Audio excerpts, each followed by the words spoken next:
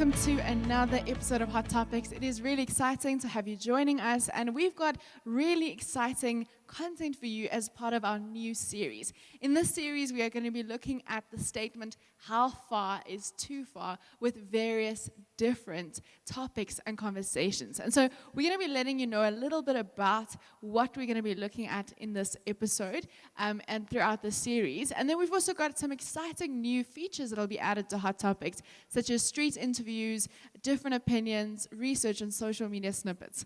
And so I'd like to introduce to you our co-host for tonight, and also for the episode as we host together, it's Chloe. Absolutely. Thanks for that introduction here, Elsa. I completely agree with you, And the amazing thing is that some of these topics for you guys sitting at home, we're going to be speaking about party culture, we're going to be speaking about cohabitation, we're going to be speaking about how far is too far in terms of bases, and we're going to be speaking about weed. And when you hear this in Christian circles, the first thing that you think of is, well, these are no-brainers, we all know. We all know that Christians shouldn't do X, Y, and Z. But what we've discovered while researching these topics is that it is not a simple yes or no, but that these are much more nuanced than we thought. Absolutely. I think a lot of these conversations, it's something that you've grown up either hearing or even adopting a stance that you've heard over the years. And we'd love to, especially in this series, target and these stereotypes that we've grown up believing, or these ideas, and never really unpack to where we got them from. We believe that this series will really have a lot for our young people as well, to unpack and start to discover their own meanings and opinions about certain of the topics. And so we'd like to invite you on this journey as well. And so the first set of videos we're going to be checking out are videos on party culture. So how we did this one is we, instead of going outside to hear what people had to say, we started here with Gracepoint's staff team. And what really stood out for me, as you will see with some of the interviews, is in as much as we are the same team, but like normal people, there are issues where we do not have the same opinion. And what also stood out to me just interviewing our staff team is that we are people, we're on a journey. There's things that we're not sure about, but there's also things where we're like, unfortunately my views on X, Y, and Z are not necessarily the popular view in Christian circles. And the first one that we started off was party culture. Now, how were those interviews for you? I think what was so interesting is it's something that is so common to our society. Parties and celebration, it's everywhere. Now, I think if we look at partying, we don't necessarily mean just going to a club and all that associated behavior. We literally mean the space of celebration in various different forms. And I think what was so interesting is even though we use the word parties, there's a different interpretation by each person of what that means. And so it is a difficult space because it's something that is so prevalent, and for some people it's something they've grown up believing parties is just something you don't do. Whereas other people believe it's okay as a Christian. There was a huge diversity of views. And I think even it's one of those, even though we all might in principle accept that a space of celebration is a necessary space for humans because we are meant to be happy, we are meant to celebrate milestones, we are meant to celebrate the things that we achieve. But what we also learn when we look at the topic is that it also has to do with what we do in that particular space. It also has to do with why we're in that particular space. Because the last thing we want is to just take a blanket approach to partying and say, hey, look, since partying in principle is okay, it's okay now for you to go numb away the pain of some of the things that you're faced with in life through partying, through excessive partying and binge drinking. And so it's all of these nuances that we just unpack and we see even as we explore the interview. And definitely, and the tricky thing about the party space is there's not just one model for it. Every party is different. Every group of people is different. And so every person as an individual is different. So where there's a group of people, you're going to have different experiences. There's some parties that you will go to where it is completely calm and chilled. And then you have those other parties like you're alluding to where you literally have binge drinking and people getting sick and really it being a very, very toxic space. And so it's about how we engage those spaces. There's also a lot of associated behavior that happens at parties, and often we can have those spaces without certain of those behaviors. There's a lot of toxic substances that can be found in certain instances. There's a lot of different cultures. We've got things like rape culture that can come into stuff like this, and we've got a lot of different experiences of parties as well. And I do believe that informs of how we start to think about our ethics in certain spaces. Absolutely, but we're going to spare you all this information, and I just want you guys to check out the videos that will follow, where we interviewed a couple of our staff members, just hear what their opinions were. We hear from people such as Gary Rivers, Greg, we hear from other team members, but just check this out. Okay, so listen, I don't think that having a good time is a bad thing. I just think like the way we have a good time, we just need to really think about the decisions that we make. I'm not trying to guilt trip anyone. I'm not trying to be like the moral police here, but at the end of the day, there are real dangers to certain addictive substances, to things that can happen when you are under the influence of those substances that can have a real ripple effect for a long time after the incident. But I think like getting together with people that you love and having a lot of fun and dancing and just enjoying the moment is great. So party culture, I think, it's a great thing. I think going to parties, I think dancing, just vibing with people, socializing with people, I think is a good thing. Along with any partying comes responsibilities around alcohol abuse, drug abuse, and all the rest of it. If you're going to a party and the only way you can enjoy a party is if you had to get drunk or get high, then there's a problem somewhere, But if you're going genuinely because you like dancing or you like being with people or you like socializing or you like partying, then that's great. If that stuff leads to other stuff that you're going to regret, like drinking and driving or fall down drunk and all the rest of it, then it's a problem. But I think, and I want to specifically speak to those who are Christ followers, Being a Christ follower doesn't mean that and this is no offense to anyone who stays at home and knits, but it doesn't mean that you have to stay at home all day reading Martin Luther. I think part of our faith in that is that we need to go outside and witness, and what a great witness we can be at parties, saying that I can have one beer or no beers or whatever the case may be and still enjoy myself without having to get fall down drunk or hooked on some weed or whatever the case may be. My view is I'm one for, you must live a stage of life to the fullest, because then you don't look forward to that, afterwards. So you get to a certain age, there's an age when young people start partying and all of those things. I've got kids that, are in a partying stage of their lives. All that I try and encourage is that they do that in a safe, in a responsible way, but that they go there and become themselves, because it's in situations like this, that you become, you start getting to know yourself better and to sort of appreciate how you behave, in the presence of other people. So I would encourage young people to go out and enjoy themselves, but do it in a responsible way. Because if we stop that or make it difficult for young people to do that, when they've moved on in life, maybe they become, they start families and have children, there will still be that yearning of being out and about and partying, but then it starts complicating life, because then, the children's families and people are supposed to do things in a rather different way, if you know what I'm saying. So partying, is something that I'd really encourage young people to do. Party culture, always have a friend that you can rely on to actually be with you when you are doing these things. I think be safe more than anything at all times. So if you're just gonna go out and you're on your own, you have no protection, the country is not that safe. People's drinks get spiked. People, there's a lot that happens. People get abducted. So you always, if you're going to go out, always make sure that you have a support system or people around you that are going to make sure that you are safe. And I think that's.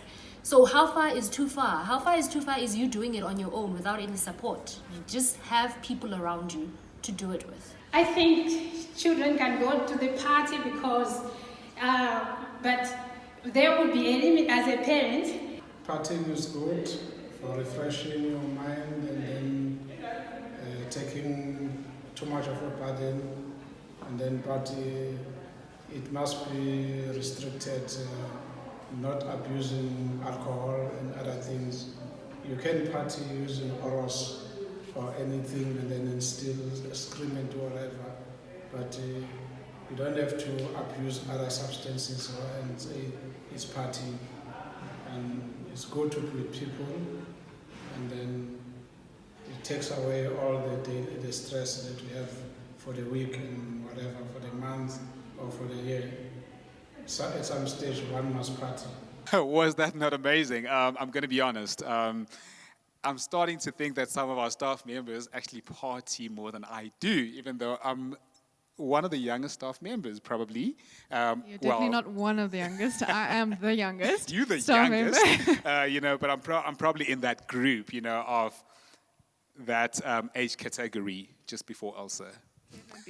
So another topic that we're looking at in this series is cohabitation. Now, cohabitation, the way we're looking at it is, what does it mean when two people that are not married in a relationship live together? Is it actually okay? What does our church think about it? What are some of the different opinions about it? And honestly, doing a little bit of research and prep, it's been so interesting of people's different opinions about it. And that'll be reflected in the interviews, as you'll see. We've got lots of different thoughts about it. There's a lot of thoughts that have been raised around concerns of marital behavior. We've got other things about habits changing when you live together before, and we've got lots of other things.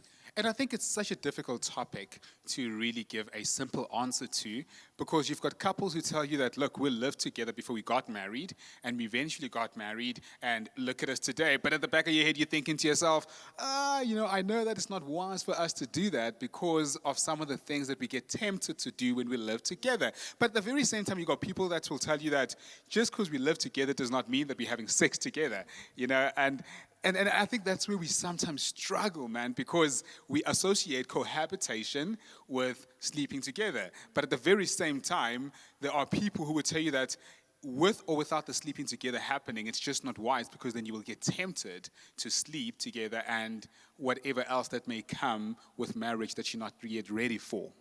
I've also heard a lot of people say around the issue of cohabitation that they actually advocate for it because they believe that marriage has a likely or a higher chance of success because you get to know each other's habits. I've heard a lot of people that will get divorced over silly little things that are in that marriage obviously very significant. And so they say that to avoid getting married and then finding out about those things later, you live together beforehand. But I think even with different opinions, there is not just one simple answer, as you've highlighted. There are a lot of things like the aspect of sleeping together, the habits bit of it. Finances are even a big issue, and that's why some people might advocate for it. And so we have really started to realize, and we are looking forward to having different thoughts about this in the upcoming episodes. And so we'd like to invite you to join us as we now look at some of the footage that we collected from our staff members on what their heart really is about cohabitation and people living together in a relationship when they're not married. At the end of the day, my belief is that each one of us have access to God and the Holy Spirit. And I think that each one of us needs to pay more attention to what God is saying to us than what God is saying to us about other people. Living together, in principle, I don't think is a bad thing at all. I don't think it's a bad thing. And I think today, economically, and you might say, well, I'm just bending towards societal norms, but I think it makes a lot of sense. I have no problem with that issue. Does the living together include sleeping together? Then it's another issue, obviously, which deals with the whole premarital sex issue. But living together, again, if there's boundaries and you're clear on boundaries, I have an issue in that way. And normally when you make a decision about living together, so are you living together to get married, or are you living together to save money, or are you living together just around economics, or are you living together because you're friends, are you living together because you're in a committed relationship? I think all of those things are really important, but I don't think there's a hard and fast rule. And I'd say living together in principle, I have no problem with it. The stuff that you unpack goes around issues around sexuality, around physical boundaries, etc. But in principle, I think it's not a bad thing at all. Actually, that's an interesting one because, I've got examples of friends, that have kind of lived together in the past, and then, they get married and then things get really very tricky. My advice is that if you are not married, don't live together. I know it's an in thing, people living together even before they get married. Because what I've noticed is that because once people get married, the rules change. So if you are cohabiting and, so if I decide to go and spend time with my friends and not come back, I won't come back and be taken to task, for not coming back. But then when I'm married, things are different. So now if I've been living together with this person for such a long time, and then we end up getting married, the temptation is to carry on doing things as I've been doing before I was married. And then once I start getting confronted on that kind of conduct and behavior, it starts creating a problem in a relationship. So my advice to you, stay apart and only stay together when there's a ring in a finger. Yeah, look, it's not ideal. I think just because I know the Bible says that the heart is wicked above all things. So, we may trust ourselves to a degree, but I think sometimes temptation is just too great for the human heart to bear. And I would just caution people against that. It's not about right or wrong, it's about what you can bear and your relationship and your commitment to God and to the person, so it's definitely also a difficult one, but I think it does open the door to more of a struggle for both individuals. Well, I stand by the law that once you spend more than 2 years, just consider yourself as an item. Whatever happens, then we are contracted to all the agreement that is done between the two people in terms of staying together. So as you can see, we definitely had a lot of different opinions about this, but we really enjoyed hearing from people. And we'd even love to hear from you if you want to leave us a comment about how you feel about some of these topics. Absolutely. It is just so exciting. But then, after cohabitation, then one of the topics we're going to be speaking about is how far is too far. I'm laughing because I could imagine if you're sitting with your son or daughter at home, this is like that awkward moment when you've got a sex scene on the TV coming on and you do not know whether you should walk out of the room or you should change the channel. It's as awkward a topic as that. And so we're also going to be looking as part of this series, the whole conversation around how far is too far. When it comes to an unmarried couple, where does it end? Does it end at holding hands? Or does it end when you kiss? Or does it end when you have almost had sex? Where do we draw the line? And I think it is so important. This is such an important conversation because so many young adults, so many teenagers, so many unmarried couples live in condemnation because of the struggle around these kind of topics. And at the same time, some of them live with so many questions, And so I just think it's such an important conversation to uncover. How far is too far? At what point do we say, that's it, I stop here, I cannot explore any further than that? Absolutely. I think, as we'll see in one of the interviews, what someone mentioned was the fact that there was these silent years where older generations of parents in the past were so afraid to speak about issues like this that you had young people going out doing things, not being advised, and not really understanding what really goes on. And that's where you had a lot of things like teenage pregnancy and rape and things like that. And I do believe it's a really important conversation, as uncomfortable as it may be, for families to have, to actually say how far is too far, and even couples, young couples, to have a conversation to say, where do we agree? How far is too far for us? And I do believe that it comes to a point where it is a personal decision that has to be taken. I so agree with you, Ilse, and I think it has to be something that couples do speak about, to say, where do we agree on stopping, and what's our ethic, what are our values, and I think which brings in other topics, that are so important that we've always preached within the Christian community. But for me, it also becomes so important on a personal level because it creates clarity, and with clarity, we then begin to feel we begin to enjoy true freedom, We are now free. We know that there's clarity around us. And we also don't want to live and raise up a generation of young people that condemn their feelings and some of their biological changes. We need that clarity in order for people to enjoy life for what it truly is. But You and I aren't doing the talking today. It's all about the street interviews. If you could just take a second once again to hear what some of our team members had to say about this particular topic. And I hope that this will also be an opportunity for you to really begin the conversation, even though we're going to have an expert helping us unpack it at a later stage. But start the conversation in your own life, in your own household. This might be the right time. And I just pray that this will be an opportunity for you to start doing this. Check out the street interviews. Yeah, so I think one day there's a big possibility that a lot of you are going to get married. A lot of people get married, and you have to decide, like, what are you going to be okay with having experienced before that with other people, and you have to think about what images you're okay with in your mind and in your psyche when you are with your partner for life. Again, I think it boils down to your conviction, your character, and self-control is a fruit of the Spirit. So I think purity is possible. The Word of God says it's possible, but I know it's not always attainable for some of us. But I think it's a difficult one. Again, for some people, a kiss is too far, and for others, more than a kiss is too far. It depends. And for others, too far is maybe not far enough.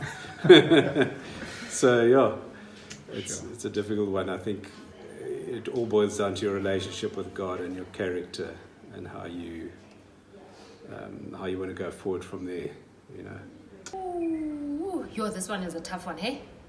Sure. From a Christian perspective, again, there's the whole sex before marriage thing. When you're in a relationship, I think it's best to always communicate what each person wants out of the relationship, what they're comfortable with.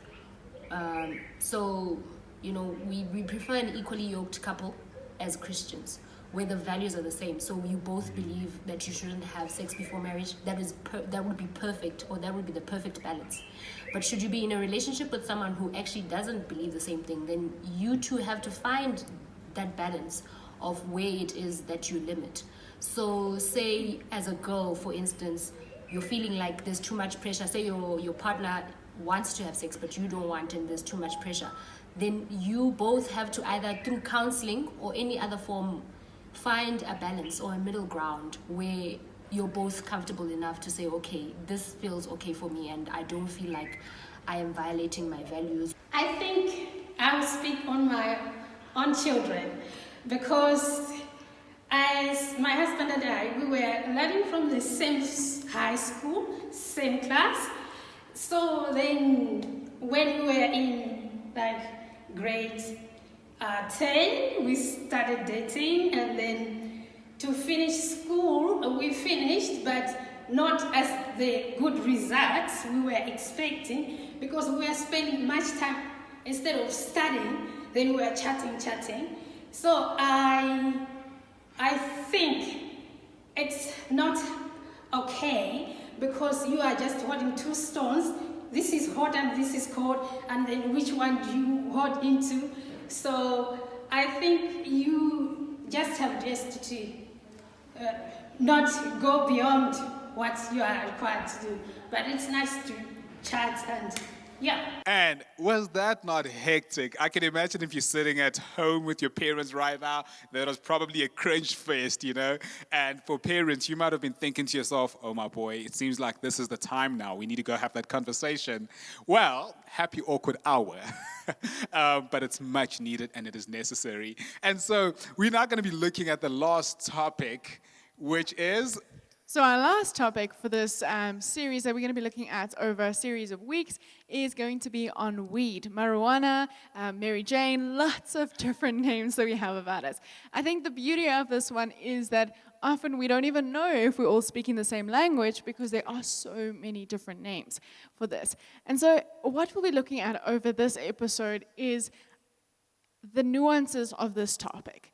it's something that cannot just be answered with a blanket answer. Is it right? Is it wrong? There's also the legalization of it, the medical benefits that some people believe there are, and there's also the positive and negative sociological, psychological, and physiological effects of marijuana.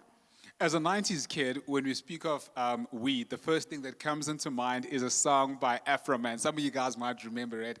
I would have done my bit, but then I got high. And as he sings the song, he mentions all of the things that he would have done, but then he got high. And then he goes on to sing, ah, la, la, and then he sings all of this. But the association is that weed stopped him from doing something important that it was meant to do, stuff like paying his child support. And that's some of the things we're going to look at as we explore this topic as to what are some of the side effects of weed and what is its impact what the impact on society is. One can imagine if, in as much as this might not be the case, but if Afro Man says, I would have paid my child's support, but then I got high, what are the ripple effects of that, and how does weed affect broader society, but at the very same time, how then would it be something good? Yeah, absolutely. I think over the last couple of years, we've seen how a lot of the stance of people has changed from it being formally described as a gateway drug to it being almost a more liberal stance. And yet we still have some people that are firm advocates that it should not have been legalized. And so we're going to really open up that conversation. Once again, it might be a great opportunity for you as a family to speak about this and see what you believe your stance on it should be for your family. And even as a young person, maybe this is an opportunity for you really just to open up your mind and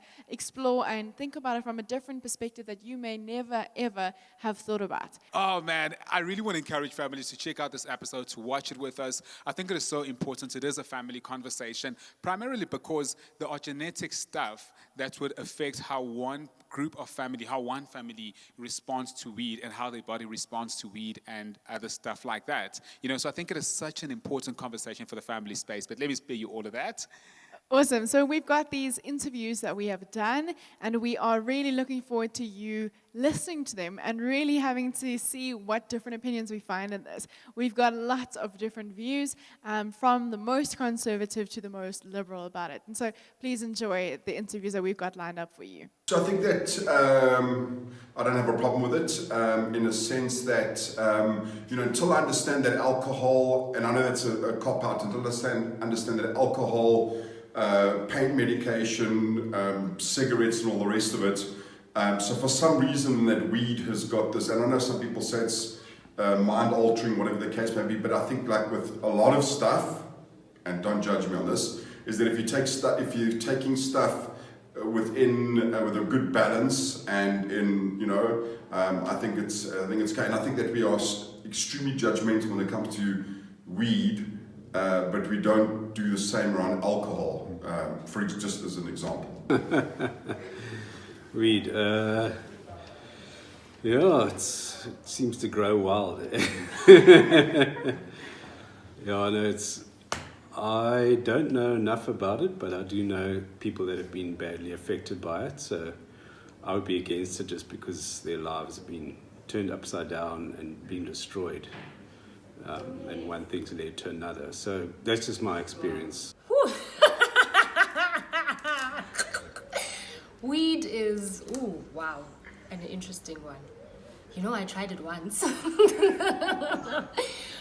You know what, I actually don't have much of an opinion with it. I think as long as it doesn't affect the next person, I know it's a natural herb, and most people use it recreationally.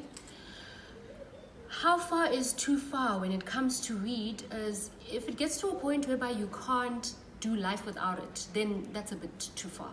It is a drug, for starters, in my view, so it's unsafe. Actually, smoking anything for that matter, not just weed, drugs, even cigarettes, they're not good for your health. So if young people cannot avoid those, by all means. I think if it is people that they are taking it legally, it's okay.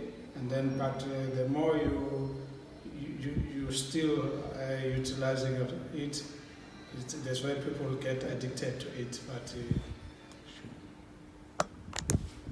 as long people use it for medicinal purposes as well, and you know too much of a thing is dangerous, and then people get addicted, and they must follow all the prescript of using it. You eat, you smoke it, and then you don't just use it as your food. And that's when you get the side effect of using it, of taking it. Now, that was also interesting just to hear how people's views have really changed around weed. One would imagine, had we taken those, have we had those street interviews many years back, it would have probably been a very clear yes or no, with the yes being in the minority. You know. And I think, given our South African circumstances around this issue, our thoughts have really changed, and the process of thought from a lot of people has changed about this over the years. Absolutely. So that's our 4 topics for this particular series. And what we're also going to be doing, which is always an exciting feature of Hot Topics, is bringing in experts into the studio. Some of the guys we're going to have and women we're going to have in this particular series is people like Professor Milan Nell, who actually is one of the leading scholars, global scholars, around issues related to youth and youth ministry. Very exciting to sit at his feet. We want to join you for that one. It will be beneficial for all people. And we also have one of our local pastors that's going to be joining us, and that is the children's pastor from Bryanston Methodist, Lisa, and she'll be joining us for some of the communications. We also have a whole lot of youth pastors coming in for this one. I feel like it's a youth ministry invasion, but when we say youth ministry, usually what we always think is, okay, this is for youth, but no, ministry to youth is a global responsibility, so it's going to be equipping for parents, it's going to be equipping for people that still struggle with some of these issues, because weed is not only a youth-related issue. And I think it's really a family series.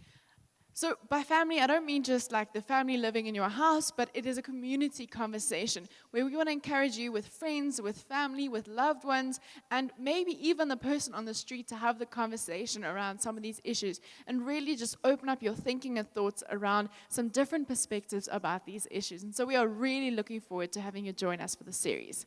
And please do join us. Remember, we also have our Tuesday night chats.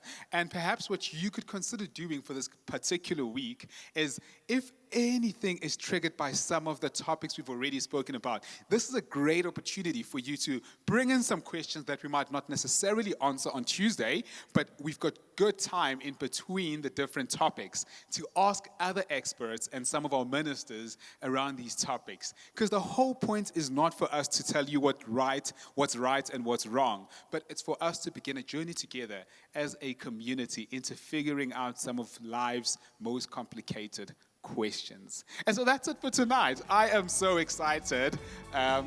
Yeah, I'm really looking forward to it. We might have some awkward moments, but just come along the journey with us. So we will see you next week for our next episode of the series, How Far is Too Far when it comes to party culture. It's really going to be an exciting episode, so please do join us next week.